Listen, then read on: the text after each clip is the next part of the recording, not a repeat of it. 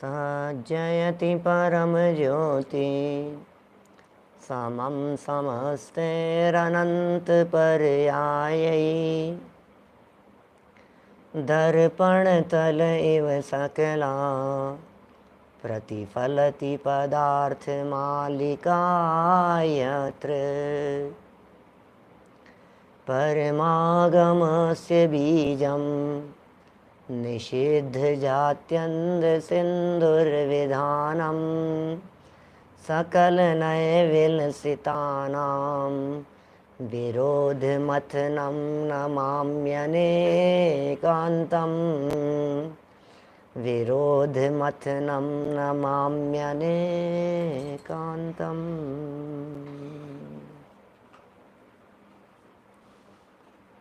पुरुषार्थ सिद्धि उपाय नामक यह ग्रंथ है आचार्य अमृतचंद्र स्वामी की अनुपम रचना। दान का प्रकरण चल रहा था। शिक्षा व्रतों के अंतर्गत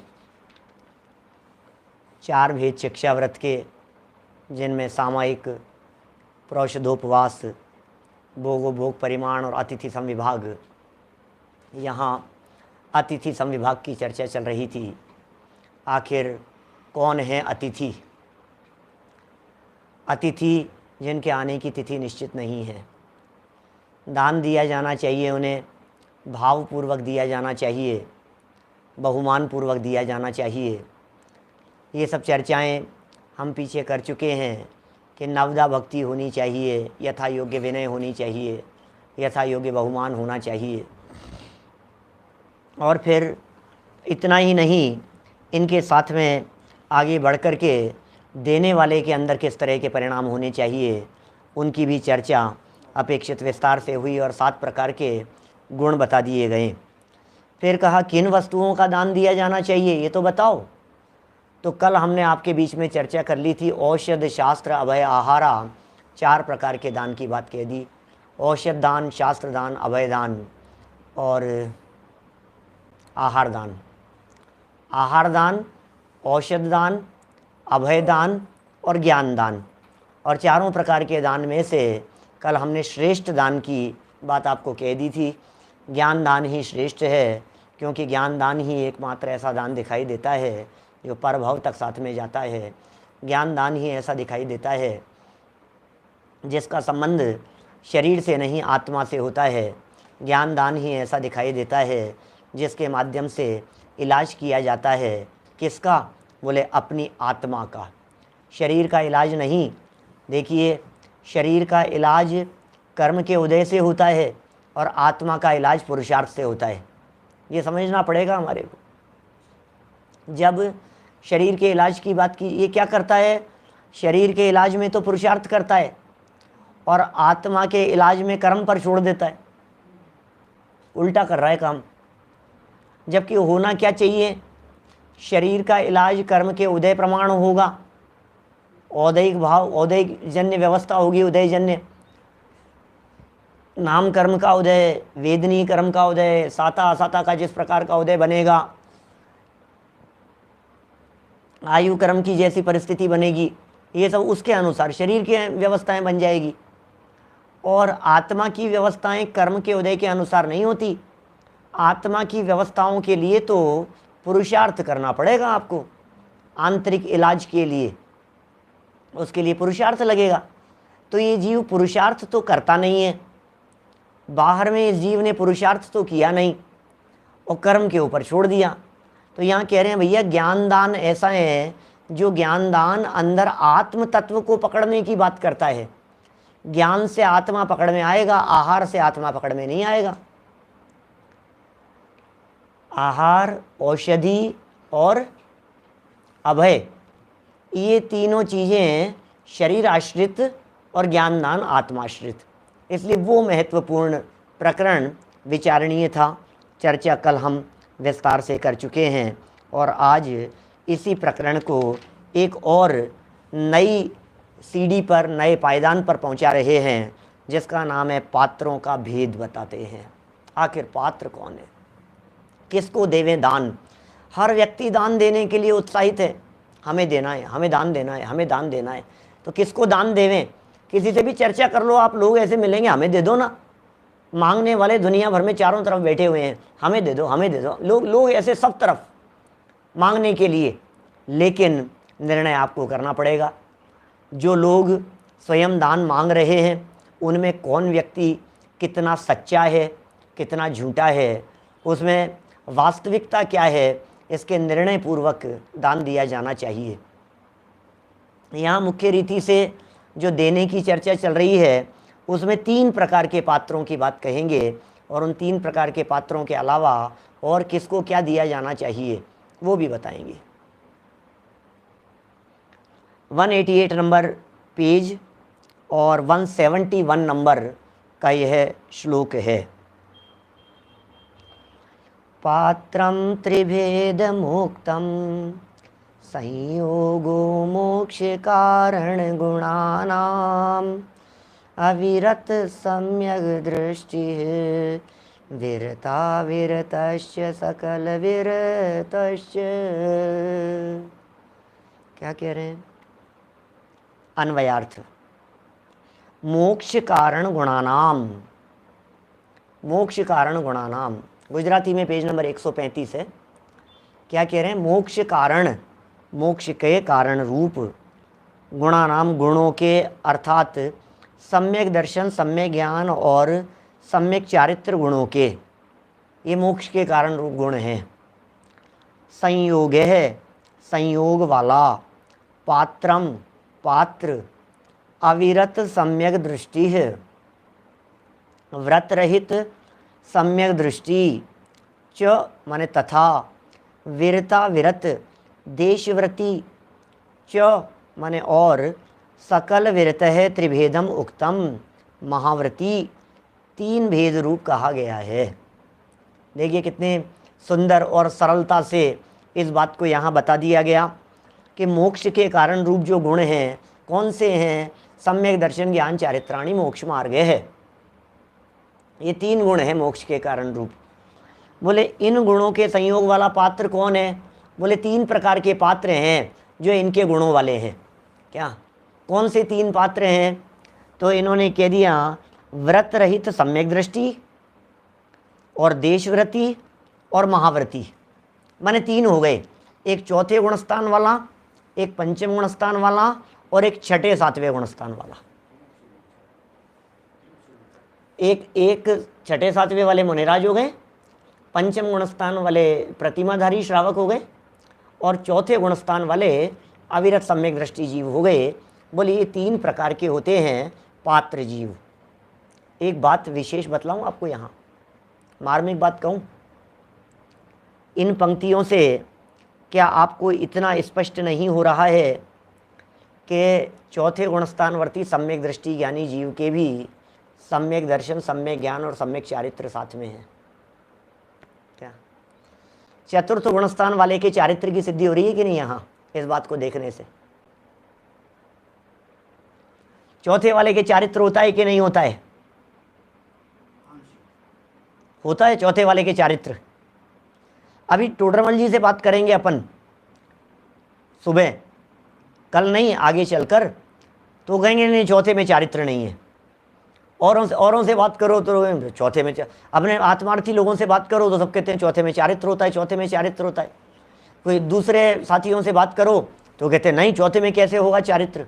बड़ी चर्चा चलती रहती है। ये कितना, देखो आत्मार्थी लोगों को कितनी प्रसन्नता होती है जब ये प्रकरण सामने आता है, जब ये बात सामने से खुल करके आती है, चौथे गुणस्थान में चारित्र होता है, ओह मजा आ गया। स्वरूपाचरण चारित्र है भाई साहब, स्वरूपाचरण चारित्र है, स्वरूपे चरणम चारित्रम, ये चौथे गुणस्थान के अंदर होता है। बोले चारित्र की घातक अनंतानुबंधी कर्म प्रकृति है, और अनंतानुबंधी अप्रत्याख्यानावरण, प्रत्याख्यानावरण, संज्वलन, ये सब जो प्रकृतियां हैं ये चारित्र का घात करने वाली है, चारित्र मोहनी की। दर्शन मोहनी की प्रकृति, दर्शन मोहनी की, दर्शन मोहनी की प्रकृति सम्यक्त्व का घात करती है। दर्शन मोहनी की प्रकृति सम्यक्त्व का घात करती है, और चारित्र मोहनी की प्रकृति चारित्र का घात करती है। तो यदि ये चारित्र का घात करती हैं तो एक बात बतलाइए, जब अनंतानुबंधी का अभाव हुआ और चौथा गुणस्थान हुआ तो फिर प्रश्न खड़ा हुआ कि अब बतलाइए अब वो चौथे गुणस्थानवर्ती जीव के चारित्र है या नहीं है। तो बोले जितना अनंतानुबंधी का अभाव है उतने अंश में चारित्र का सद्भाव मानना चाहिए। तो मान लेते हैं, बोले ठीक है, क्या दिक्कत है, मान लो। लेकिन वो चारित्र नहीं है जो चारित्र सिर पर चढ़ करके बोले। क्या जो चारित्र जैसे वृक्ष कह करके पुकारा है वो चारित्र नहीं है यहाँ।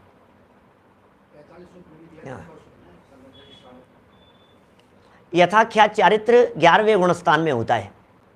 यथाख्यात चारित्र 11वें 12वें 13वें 14वें गुणस्थान में यथाख्यात चारित्र कहा है। 11वें गुणस्थान से पहले यथाख्यात चारित्र नहीं है। चारित्र के 5 भेद बतलाए हैं, सामायिक, छेदोपस्थापना, परिहार, विशुद्धि, सूक्ष्म सांपराय, यथाख्यातमिति चारित्रम। ये तत्वार सूत्र का सूत्र है 9वें अध्याय का। विशेष जानकारी के लिए आप 9वें अध्याय के उस चारित्र वाले प्रकरण को देखेंगे तो आपके ख्याल में आएगी। सामायिक, छेदोपस्थापना, परिहार, विशुद्धि, फिर सूक्ष्म सांपराय 10वें गुणस्थान में, फिर यथाख्यात। तो 10वें से ऊपर यथाख्यात चारित्र की बात कही है। देखिए खैर यहाँ तो स्वरूपाचरण नाम का चारित्र 5 प्रकार के चारित्रों में नाम नहीं है उसका। स्वरूपाचरण चारित्र तो इसको सम्यक्त्वाचरण भी कह करके कुंदकुंदाचार्य देव ने इसके लिए सम्यक्त्वाचरण शब्द का प्रयोग किया है। सम्यक्त्वाचरण चारित्र, तो ये एक विशेष बात है। क्या चलिए यहाँ टीका पढ़ते हैं अपन। मोक्ष कारण गुणानाम संयोग है पात्रम त्रिभेदम उक्तम सकल विरत है च विरता विरत है च अविरत सम्यक दृष्टि है च इति। मोक्ष के कारण सम्यक दर्शन, सम्यक ज्ञान और सम्यक चारित्र की एकता रूप संयोग जिनमें पाया जाए वे पात्र कहलाते हैं। माने जिनमें रत्नत्रय हो वे पात्र हैं। पात्र जीव कौन? बोले रत्नत्रयधारी। रत्नत्रयधारियों को पात्र कहते हैं। वे रत्नत्रयधारी पात्र जीव कौन है? बोले उत्तम, मध्यम और जगन्य के भेद से 3 प्रकार के हैं वे पात्र जीव। उत्तम पात्र, मध्यम पात्र और जगन्य पात्र, इनके भेद से 3 प्रकार के हैं। सकल चारित्र और सम्यक्त्व सहित महामुनि उत्तम पात्र हैं। क्या 3 हो गए ना? सकल चारित्र वाले कौन हैं? मुनिराज। 3 कषाय चौकड़ी के अभाव वाले, अनंतानुबंधी, अप्रत्याख्यानावरण, प्रत्याख्यानावरण जिनके चले गई हैं, ऐसे मुनिराज उनके सकल चारित्र हैं और सम्यक्त्व तो है ही उनके। ऐसे महामुनि तो हैं उत्तम पात्र, बराबर। अब कह रहे हैं देश चारित्र और सम्यक्त्व सहित जो हैं ऐसे श्रावक हैं मध्यम पात्र, और व्रत रहित सम्यक्त्व सहित श्रावक वे हैं जगन्य पात्र हैं। देखिए आप, एक विशेष बात कह रहा हूँ मैं यहाँ, इन्होंने जो ये बात लिखी है इनमें आखिर ये 2 तरह के शब्द क्यों दिए? ये सम्यक्त्व सहित, सम्यक्त्व सहित, सम्यक्त्व सहित, ये देने की क्या ज़रूरत थी? वाक्य दे दिए थे ना, सकल चारित्र दे दिया, देश चारित्र दे दिया और अविरत दे दिया, व्रत रहित कह दिया। क्या ज़रूरत थी? जब सकल चारित्र कह दिया तो क्या ये ज़रूरत थी कि सकल चारित्र संज्ञा अंदर में सम्यक्त्व के बिना बाहर में 28 मूल गुणों के निरतिचार पालन करने वाले को भी दे दी जाती है? क्या निर्दोष रीति से पालन करने हैं कि नहीं? सकल चारित्र कह देंगे भैया उनको, सकल चारित्र बोल देंगे उनको, निर्दोष पालन कर रहे हैं, 28 मूल गुणों का पालन कर रहे हैं। अच्छा बतलाओ, ये जो देश चारित्र है, इस देश चारित्र संज्ञा अंदर में 2 कषाय चौकड़ी का अभाव नहीं हुआ। देश चारित्र है या नहीं है? अणुव्रत ले रखे हैं, महाव्रत ले, अणुव्रत ले रखे, अणुव्रती प्रतिमाधारी हैं, अणुव्रती हैं, तो क्या कहेंगे उनको? देश चारित्र कह देंगे, देश चारित्र वाले। 7वीं प्रतिमाधारी हैं, एलक शुल्लक हैं, तो देश चारित्र कह दिया जाता है उनको, निर्दोष रीति से यदि वे पालन करते हुए दिख रहे हैं तो। देखिए तो कितना महत्वपूर्ण है ये। अकेला सकल चारित्र नहीं, सम्यक्त्व भी साथ में होना चाहिए। अकेला देश चारित्र नहीं, सम्यक्त्व भी साथ में होना चाहिए। अकेला अविरति से काम नहीं चलेगा, सम्यक्त्व भी साथ में होना चाहिए। माने पात्रता के लिए सम्यक्त्व को अहम भूमिका बना रहे हैं। क्या बोलो? माने यदि ये सम्यक्त्व नहीं लेते तो सम्यक्त्व रहित मुनिराज भी आ जाते, उसके अंदर शामिल हो जाते। यद्यपि ये बात अलग है कि फिर वो पकड़ में नहीं आएगा, फिर नीचे चर्चा कर रहे हैं, प्रश्न उठा रहे हैं, फिर कहेंगे कि भैया यदि द्रव्यलिंगी भी है तो पात्र जीव है, उसको भी अपात्र मत समझो आप, क्योंकि दान देना व्यवहार है और नमन करना व्यवहार है, नमोस्तु कहना व्यवहार है, और व्यवहार को व्यवहार बंधन करता है। तो व्यवहार क्या है? मूल गुणों का पालन कर रहे हैं, ये व्यवहार है, और जो आपका प्रवर्तन दिखाई दे रहा है ये व्यवहार है। व्यवहार से व्यवहार प्रवृत्ति है। देखिए भावार्थ पढ़ता हूं नीचे। जिस जीव को सम्यक दर्शन प्राप्त हो चुका है, जिसे सम्यक दर्शन की प्राप्ति हो चुकी है, जिस जीव को हो गया है सम्यक दर्शन, अच्छा ऐसे जीव कौन है भैया? क्या होगा सम्यक्त्व हो चुका है तो? बोले वही पात्र कहे जाने योग्य हैं, इसके अलावा कोई पात्र नहीं है। सम्यक दर्शन के अभाव में किसी प्रकार की पात्रता नहीं हो सकती, सम्यक दर्शन के अभाव में पात्रता बनती ही नहीं है। इसलिए द्रव्यलिंगी मुनि पात्र नहीं है, द्रव्यलिंगी मुनि पात्र नहीं है, अपितु उत्तम कुपात्र है, क्योंकि उसे सम्यक दर्शन नहीं है। क्या वो लोग ये कैसे शब्दों के प्रयोग कर रहे हैं? अभी नीचे जाकर के इनको पात्र भी कह देंगे क्या कि साहब आपने कैसे कह दिया? अब विचार नहीं हो, क्योंकि उनको सम्यक दर्शन नहीं है तो फिर इसका मतलब वो कुपात्र हो गए। जिज्ञासा भाव से समझना चाहिए इस बात को, तो फिर वो कुपात्र हो गए। तो जवाब आगे प्रश्न उठा रहे हैं। अब यहाँ विचारने की बात यह है, एक तरफ तो हमने क्या कहेंगे उसे, सैद्धांतिक बात कह दी, मूल बात कह दी, गाइडलाइन बतला दी कि भैया ये आपका क्राइटेरिया है, ये गाइडलाइन है, इनको आपको दान देना है, इनके अलावा और सब कोई भी दान लेने वाला नहीं है। फिर गाइडलाइन देने के बाद में क्या करते हैं, फिर हम बतलाते हैं, कोई अधिकारी है वो कहते हैं भैया अब देखो, अब ये आएंगे ना जिनके पास में ये पास हो, फिर उनको छूट देनी है। फिर कोई ऐसा बड़ा अधिकारी आ जाए तो फिर उनको आप मना नहीं करेंगे, जिनके पास में प्रेस कार्ड हो आप उनकी एंट्री दे देना, ठीक है ना, मतलब ऐसा ज़्यादा झगड़ना नहीं। तो फिर गलियाँ निकल जाती है, फिर गाइडलाइन देने के बाद भी निकल जाते हैं दूसरे रास्ते जैसे कहते हैं अपन। तो मोटा मोटा क्राइटेरिया तो बना दिया, सम्यक दृष्टि होनी चाहिए, व्रती होने चाहिए और मुनिराज होने चाहिए, ये बात तो एक तरफ कह दी गई है। अब कह रहे हैं, प्रश्न उठा दिया ऐसा, विचारने की बात यह है कि पात्र का भेद व्यवहार सम्यक दर्शन की अपेक्षा से है या निश्चय सम्यक दर्शन की अपेक्षा से है? बोलो, ये हमें जवाब दीजिए, आप हमें जवाब दो। पात्र के भेद जो हैं, ये पात्र के भेद किस अपेक्षा से हैं? बोलो, निश्चय की अपेक्षा से है, व्यवहार की अपेक्षा से? क्या कहना चाहते हो आप? क्या निश्चय से हैं या व्यवहार से हैं? तो फिर क्या जवाब मिलेगा? अब टोडरमल जी की शैली है, दोनों तरफा बात करेंगे। देखो कैसे, यदि निश्चय सम्यक दर्शन से माना जाए, खुद ही तर्क उठाते हैं, खुद ही जवाब देते हैं, तर्क की कसौटी पर दोनों को कस करके देखते हैं। यदि निश्चय सम्यक दर्शन की अपेक्षा से माना जाए, क्या देखो क्या लिख रहे हैं यहाँ, लाइन पढ़ोगे तो ख्याल में आएगी बात। यदि निश्चय सम्यक दर्शन की अपेक्षा से माना जाए, तब तो उत्तम पात्र की पहचान करना साधारण जन की बुद्धि के बाहर की बात है। कौन निश्चय से सम्यक दृष्टि है? किसके रत्नत्रय है? किसके सम्यक दर्शन की कौन पहचान कर सकता है? ऐसा लिखा है टोडरमल जी ने, ज्ञानी को कदाचित पकड़ में आवे, कदाचित ज्ञानी ही ज्ञानी को पकड़ पावे। बोलो, आपने कह दिया साहब ये सम्यक दृष्टि है, ये सम्यक दृष्टि है, किसी को भी सम्यक दृष्टि घोषित कर देते हैं। मेरे को कोई बतला रहा था, ऐसा कह रहा था कि पंडित जी फेसबुक के ऊपर तो बहुत सारे सम्यक दृष्टि हैं। मैंने कहा अच्छा पता नहीं भाई।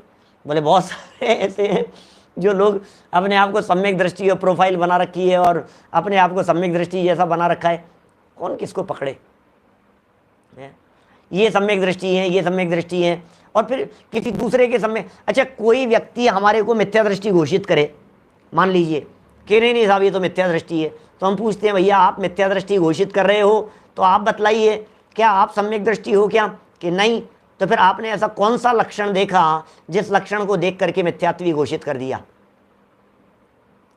सम्यक दर्शन और मिथ्या दर्शन इनके संबंध में पहचान नहीं हो सकती बाहर से देखने पर। इनके कोई पहचान के चिन्ह नहीं है। कदाचित मिथ्या दर्शन का पहचान का चिन्ह तो मिल जाए, सम्यक दर्शन, निश्चय सम्यक दर्शन की पहचान का चिन्ह तो एड़ी से चोटी तक का जोर लगा लो, पहचान का चिन्ह दूसरे व्यक्ति को नहीं दिखाई देगा। जैसा मिथ्यात्व का, कि हाँ मिथ्यात्व का, जैसे मैं कभी कभी, मैंने पहले भी कई बार प्रयोग किया है इस तरह का किसी के बारे में, कि मुझे इनके जीवन में कोई सम्यक्त्व का बाधक कारण दिखाई नहीं देता। मैं इस शैली में बात करता हूँ। यदि मुझे कोई जीव के प्रति बहुत बहुमान का भाव है और यदि मुझे वो सम्यक दृष्टिवत दिख रहे हैं, तो सम्यक दृष्टि तो मैं कह नहीं सकता डायरेक्ट। मैं कौन किसी को सम्यक दृष्टि कहने वाला, और मैंने सम्यक दृष्टि कह दिया तो 50 लोग मेरे से प्रश्न करेंगे कि साहब आपने कैसे डिक्लेयर कर दिया कि ये सम्यक दृष्टि हो गए हैं। लेकिन हम ये तो कह सकते हैं कि हमें इनके जीवन में सम्यक्त्व का कोई बाधक कारण दिखाई नहीं देता। क्या मतलब बाधक कारण नहीं दिखाई देता? बाधक कारण नहीं दिखाई देता मतलब ये ग्रहित मिथ्यात्व नहीं है। कुदेवादिक की भक्ति आराधना करने वाले नहीं दिखाई देते हैं। अनीति अन्याय अभक्ष इनके जीवन में नहीं दिखाई दे रहा है। शुद्ध सात्विक इनका जीवन दिखाई दे रहा है। क्या कहेंगे अपन? शुद्ध सात्विक जीवन दिखाई दे रहा है इनका। बहुत, अरे विनम्रता, सरलता है, सौम्यता, ये सब बातें जब झलकती हुई दिखाई देती है तो फिर हम कहेंगे कि भैया कोई ऐसा, और तत्व की बात के अंदर कहीं विरोध नहीं दिखाई देता है। वाणी में, प्रतिपादन में, श्रद्धान में विचलित नहीं होते हुए दिखाई देते हैं, तो फिर क्या कहेंगे? हमें बिल्कुल रंच मात्र ऐसा लगता नहीं है कि इनके श्रद्धान में कोई गड़बड़ी हो। हमें ऐसा लगता नहीं है कि इनके आचरण में किसी प्रकार की कोई गड़बड़ी हो। बोलो सुरेंद्र जी भाई साहब, हो सकते हैं ना ऐसे ऐसे कई लोग हो सकते हैं। अब कोई ज़रूरी नहीं है कि वो विद्वानों के अंदर ही दिखाई देवे, क्योंकि ये भी एक क्या कहेंगे निर्दोष लक्षण नहीं है। माने अव्याप्ति अतिव्याप्ति दोषों से युक्त लक्षणों से हम सम्यक दर्शन को पहचानने की चेष्टा करते हैं। कौन व्यक्ति सम्यक दृष्टि है, कौन कौन सम्यक दृष्टि है? ठीक है, मोटा मोटा एक व्यवहार सम्यक दृष्टि तो बहुत मिल जाएंगे आपको। अब वो सैद्धांतिक बात मत लगाना कि निश्चय के बिना व्यवहार नहीं होता है। निश्चय सहित ही होता है व्यवहार। सुनो एक बार, मैं कुछ बारीक बात कहना चाहता हूँ। सम्यक दर्शन जो भी होता है वो निश्चय सम्यक दर्शन ही वास्तविक सम्यक दर्शन है, बराबर। व्यवहार सम्यक दर्शन क्या होता है?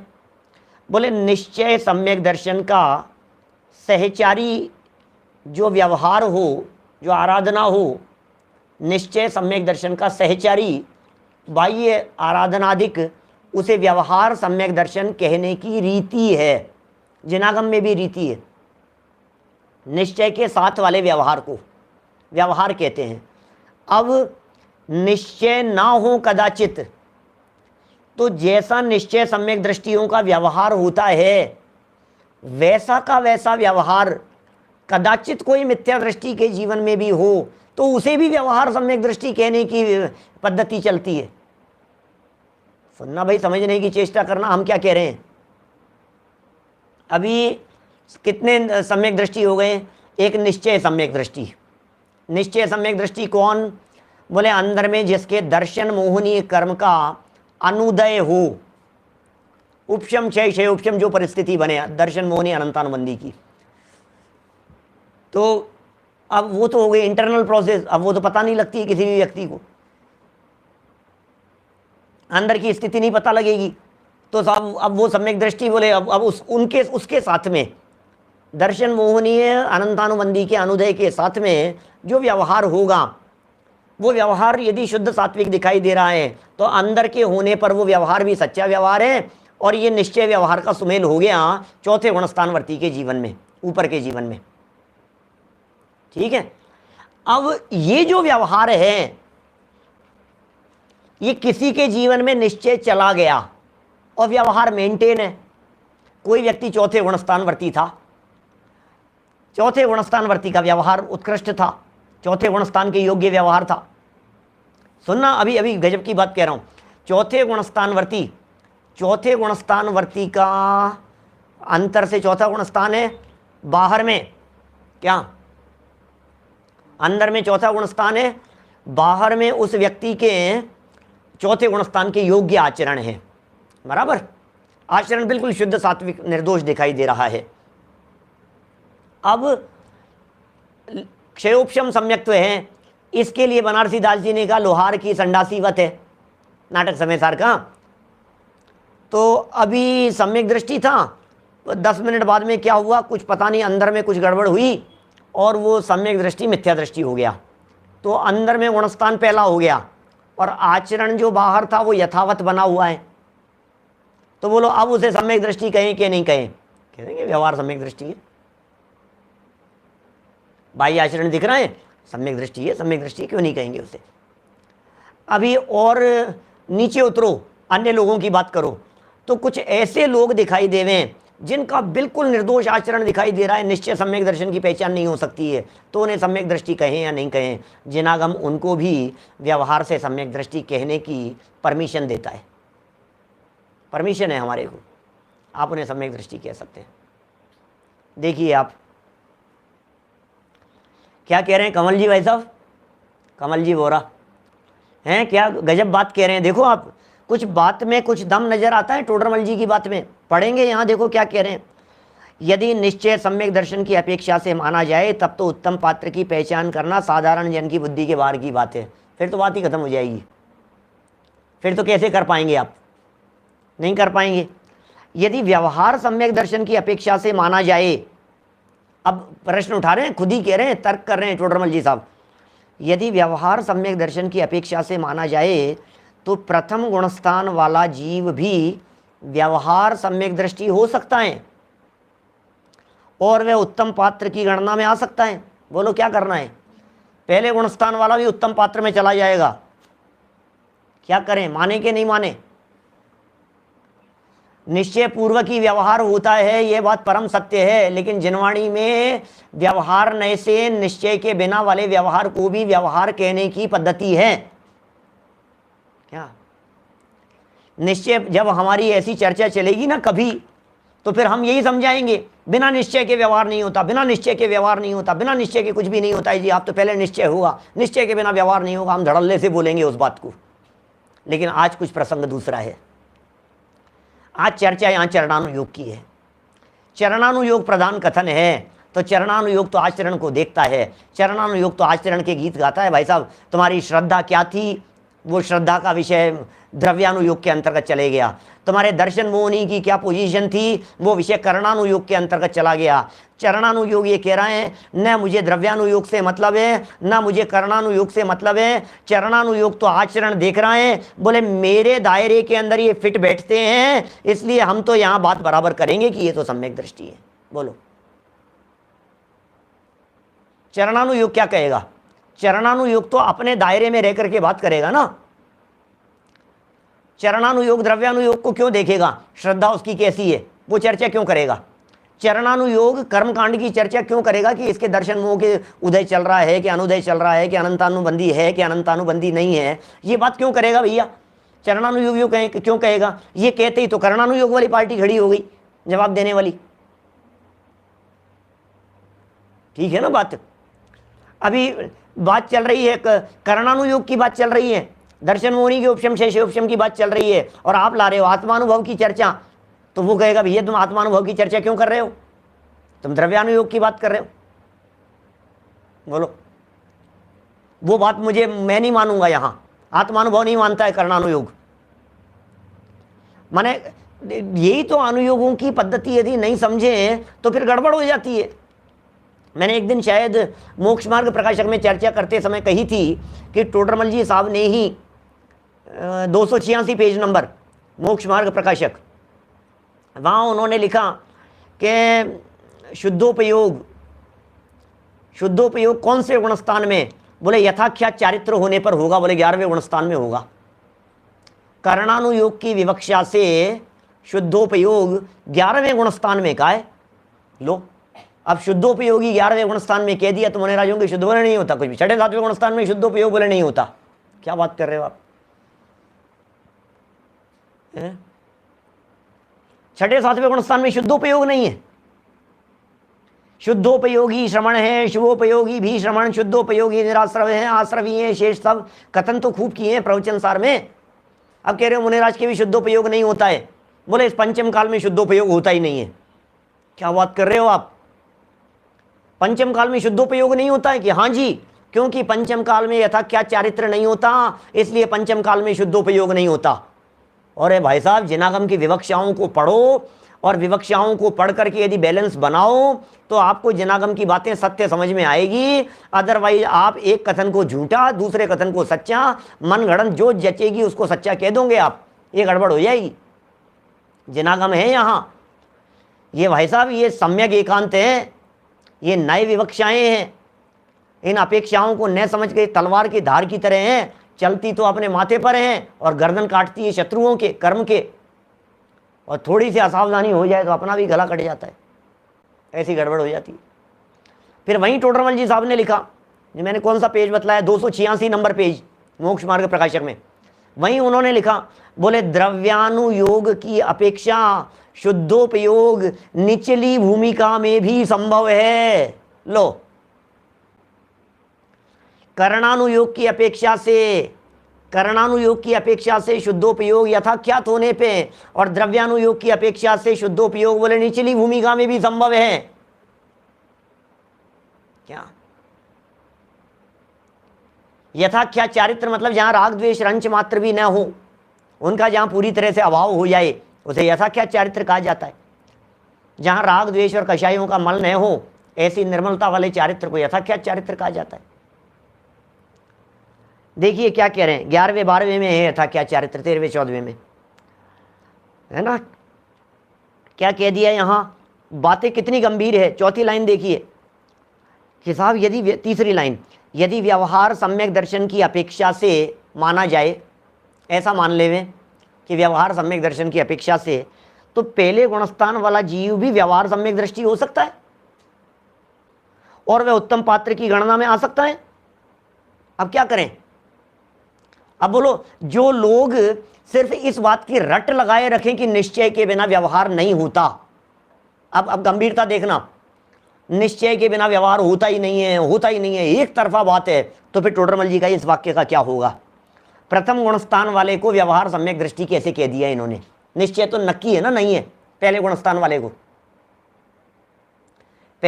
वाले को निश्चय तो नियम से नहीं होगा ना, निश्चय सम्यक दर्शन तो व्यवहार सम्यक दृष्टि क्यों कह रहे हैं टोडरमल जी यहाँ पे, ये कह रहे हैं व्यवहार सम्यक दृष्टि हो सकता है।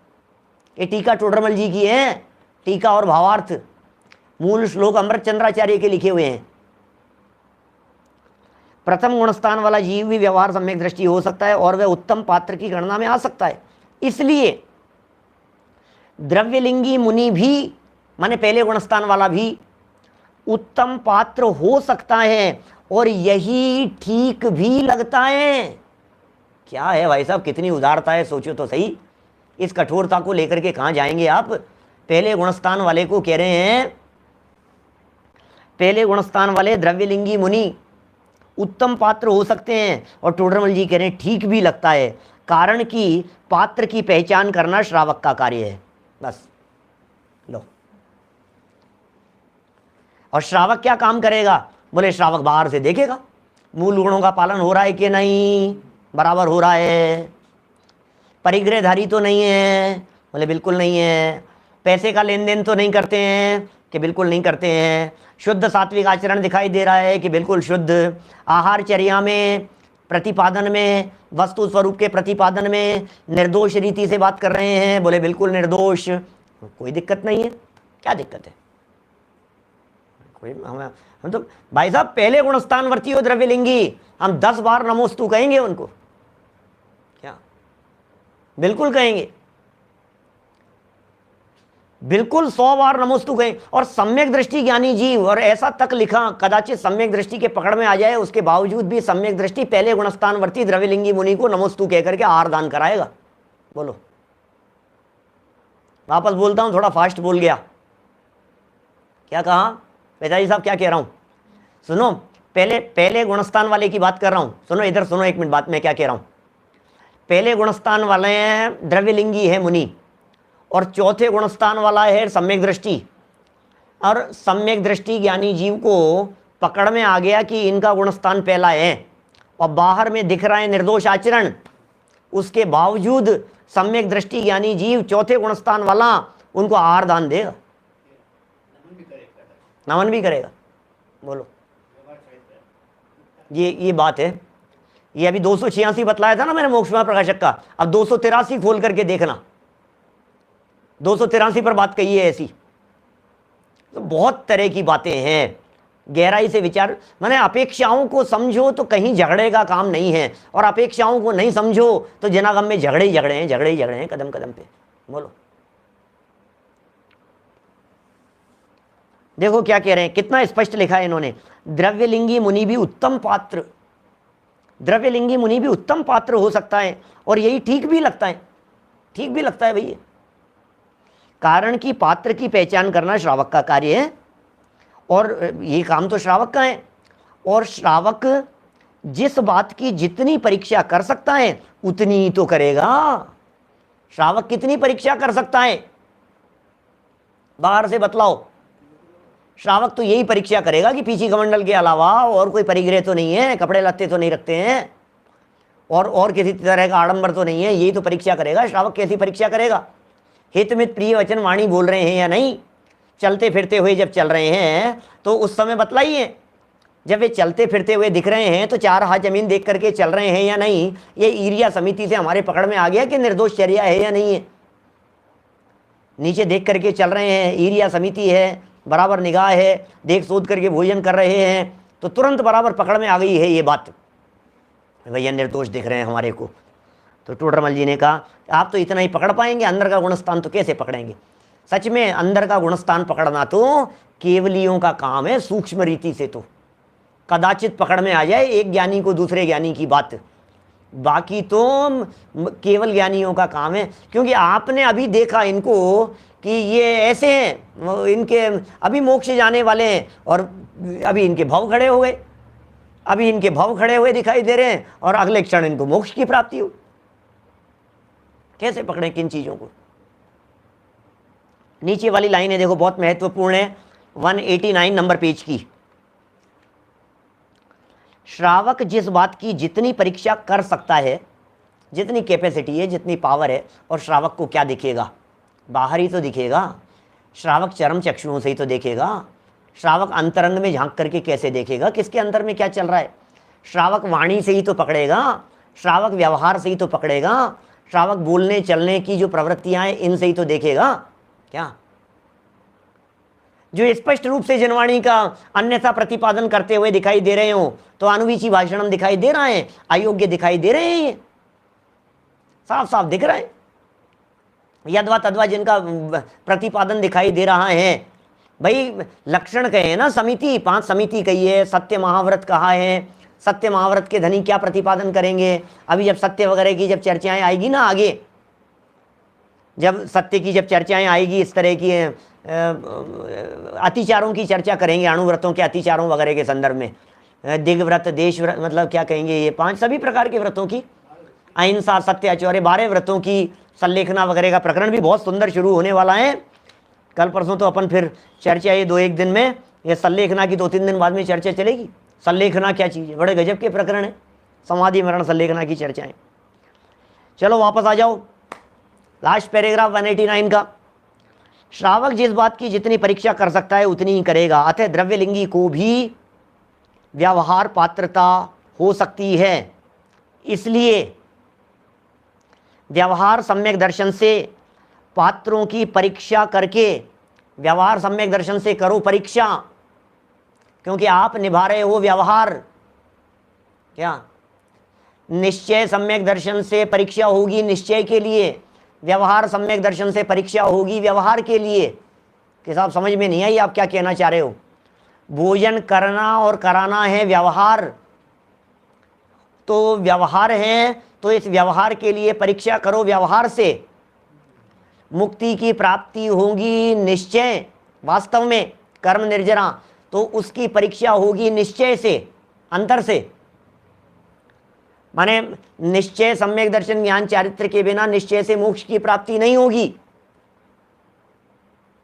निश्चय से निश्चय की बात करो, और भोजन आदि क्रियाएं व्यवहार, ये व्यवहार से व्यवहार को तोलो, ऐसा करो। इसलिए व्यवहार सम्यक दर्शन से पात्रों की परीक्षा करके उनको यथा योग्य विनय आदर पूर्वक दान देना योग्य है। क्या?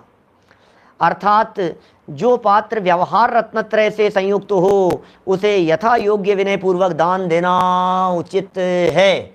ये कह रहे हैं व्यवहार रत्नत्रय से सहित हो। कौन से व्यवहार रत्नत्रय से सहित? निश्चय के बिना वाले व्यवहार की बात कर रहे हैं। निश्चय के बिना वाले व्यवहार की बात कर रहे हैं। ये रत्नत्रय से संयुक्त व्यवहार रत्नत्रय से संयुक्त हो उसे यथा योग्य विनय पूर्वक दान देना उचित है। चलिए 190 नंबर पेज पर देखिए। इसके अतिरिक्त दुखी जीवों को, अब ये तो हो गए पात्र जीवों की, उत्तम मध्यम जघन्य पात्रों की चर्चा कर ली अपन ने। भाई निश्चय से था तब तो निश्चय से उत्तम पात्र था, निश्चय से था तो निश्चय से मध्यम पात्र था, निश्चय से जघन्य पात्र था। व्यवहार से उत्तम पात्र 28 मूल गुणों वाले, व्यवहार से मध्यम पात्र प्रतिमाधारी, ठीक है, और व्यवहार से जघन्य पात्र 8 मूल गुणों के धारी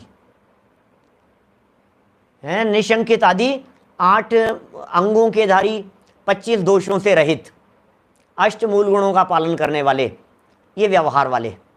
तो बोले इनकी चर्चा तो यहाँ कर ली। बोले इनके अलावा फिर किसी को नहीं देवे, इसका मतलब कि नहीं, करुणादान है ना, हमने एक दिन कही थी ना, पहले भी चर्चा की थी, एक करुणादान भी तो है, वो भी होना चाहिए। यथा योग्य रीति से करो आप। दीन दुखी जीवों पर मेरे ओर से करुणा स्रोत भये, कहते तो हैं अपन। इसके अतिरिक्त दुखी जीवों को करुणा भाव से दान देना चाहिए। ओहो, क्या? दुखी जीवों को करुणा भाव से दान देना चाहिए, भक्ति भाव से नहीं, भक्ति भाव से नहीं देना चाहिए, क्योंकि उन मिथ्या दृष्टि पापी जीवों की विनय से विनय मिथ्यात्व होता है। अब कोई दीन दुखी है, अपात्र जीव दिखाई दे रहे हैं, कुपात्र जीव दिखाई दे रहे हैं, समझ में आ रही है बात? तो इसके अतिरिक्त दुखी जीव हैं, करुणा भाव से दो, भक्ति मत करना उनकी, दुखी जीवों की, पापी जीवों की, हैं थोड़े से विपरीत चलते दिख रहे हैं, उनकी भक्ति तो नहीं कर सकते हैं, क्योंकि मिथ्या दृष्टि पापी जीवों की यदि विनय करी तो फिर वो विनय मिथ्यात्व की श्रेणी में चला जाएगा, तथा उनके पाप की अनुमोदना से स्वयं भी उनके समान पापी होता है। कि पाप की अनुमोदना ना बोधि उनको प्राप्त हो। जो पाप की अनुमोदना करेगा, अष्टपाउड़ की गाथा है, मूल गाथा, जिस व्यक्ति ने पाप की अनुमोदना की उस व्यक्ति को भी रत्नत्रय की प्राप्ति स्वयं को भी नहीं हो पाएगी। देखिए फिर जो दुखी नहीं है, अभी और सुनो, अभी दुखियों को तो दे देना, एक तो देना उत्तम पात्र लोगों को दान देना, और फिर जो दुखी दिख रहे हैं बेचारे, दीनहीन गरीब दिखाई दे रहे हैं, उनका सहयोग करना, उनको भी दान देना। भक्ति मत करना उनकी, कोई जय जय ना दे आरती उतार, ऐसा नहीं, कोई आरती वारती उतारने का काम नहीं है, ठीक है, करुणा भाव है उनके प्रति, उनको भी दे दिया। अब ये तीसरे प्रकार के कौन? दुखी नहीं है, अपनी आजीविका करने में समर्थ हैं, हट्टे कट्टे दिखाई दे रहे हैं, भीख मांगने के लिए आ गए, सड़क पर मांगने के लिए आ गए हैं, व्यसनी हैं, व्यभिचारी हैं, उन्हें दान नहीं देना चाहिए। समझ में आ रही है बात? सड़कों पर आपको मिलेंगे इस तरह के बहुत लोग, आपको लगे यार गरीब आदमी है, गरीब, अरे गरीब आदमी है, हट्टा कट्टा दिखाई दे रहा है, काम धाम क्यों नहीं करता है, भिखारी हो जैसे भीख क्यों मांगता है, क्या चलता फिरता है, घूमता फिरता है, मजदूरी क्यों नहीं करता है, कहीं जाकर के रोटियां मिलेगी उसको, मजदूरी करेगा तो, काम कर रोटियां मिलेगी, खा रोटी मजदूरी करके।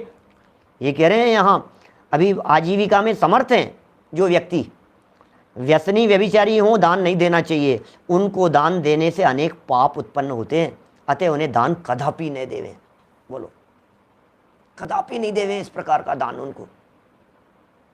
बहुत दृढ़ता से निषेध कर दिया, बिल्कुल कठोर चित्त हो जाना आप, बिल्कुल ये पसीज जाते हैं कभी कभी ऐसे रेड लाइट के ऊपर जब खड़े होते हैं तब, अरे यार मांग रहा है यार, भिखारी है, अब कुछ ना कुछ यार, गरीब आदमी दिखाई दे रहा है, गरीब है, गरीब काय क्या गरीब है, मत सोचिए आप उसकी गरीबी के बारे में। क्या बच्चों से मंगवाते हैं भीख, औरतों से मंगवाते हैं, गोदी में बच्चा लेकर के खड़ी हो जाएंगी, मांगती रहेंगी, जानबूझ करके, ये सब इनके भीख मंगवाने के तरीके हैं इस तरह के। कह रहे हैं उत्तम पात्र। अब नीचे का पैराग्राफ, एक पैराग्राफ और पढ़ देता हूं, फटाफट स्पीड से पढ़ देता हूं। रहनसार की गाथा भी यद्यपि उसके संदर्भ में दी है, कल करेंगे चर्चा फिर उसकी। उत्तम पात्र को दान देने से उत्तम भोग भूमि, मध्यम पात्र को दान देने से मध्यम भोग भूमि, जघन्य पात्र को दान देने से जघन्य भोग भूमि, कुपात्र को दान देने से कुभोग भूमि। क्या गजब बात कह दी है। और अपात्र को दान देने से नरकादि गति की प्राप्ति होती है। भैया जैसे पात्र को दान दोगे वैसा कर्म बंधेगा, इसलिए बहुत सोच समझ करके देना, बहुत विचार विवेक रख करके देना। समझ में आ रही है बात? भीख मांगने वाले को खाने का सामान दो तो दे दो, वो सब करुणा है उनके प्रति। ठीक है कोई बात नहीं भैया, तू रोटी खा ले। घर से सूखी रोटी, ठंडी रोटी पड़ी थी, बच गई थी, ले गए गाड़ी में लेकर के जा रहे थे, दे दिया हमने। बोलो क्या करो? 1 किलो केले खरीद लिए थे, 1 किलो एप्पल खरीद ली थी, वो भूखा था मांग रहा था, उसको 1 एप्पल पकड़ा दी, 1 केला पकड़ा दिया। भैया तू तेरे को भूख लग रही है, मांग रहा है ना तू, ले केला खा ले, चल ठीक है निपट जा। अब ये जो भी है आपकी जैसी, ये सब क्या है? क्षण क्षण के परिणाम है, व्यक्तिगत परिणाम होते हैं। जिसके जैसे परिणाम होते हैं उसको उस प्रकार का फल मिलता है। इसलिए अपने भावों की उज्ज्वलता पूर्वक योग्य रीति से, योग्य विधि से हमें दान देना चाहिए। इस तरह से यहाँ बहुत सारी बातें दान के संदर्भ में कही है। अभी एक पीरियड तो कम से कम और लगेगा इस दान के प्रकरण में, है ना? तो कल इस प्रकरण को अपन संभवतः पूरा करने की कोशिश करेंगे। और भी है निर्लोभी श्रावकों की चर्चा और जो भी है, कल परसों तक पूरा हो जाएगा ये प्रकरण। चलिए, तो हम हमारी भूमिका अनुसार इनको अपने जीवन में इन सब बातों को अपनाएं, इस भावना से बात को विराम देते हैं। निज निधि निज में बताई, यह अनंत उपकार है। उसके लिए जिन वाणी माँ को वंदना शत बार है, वंदना शत बार है।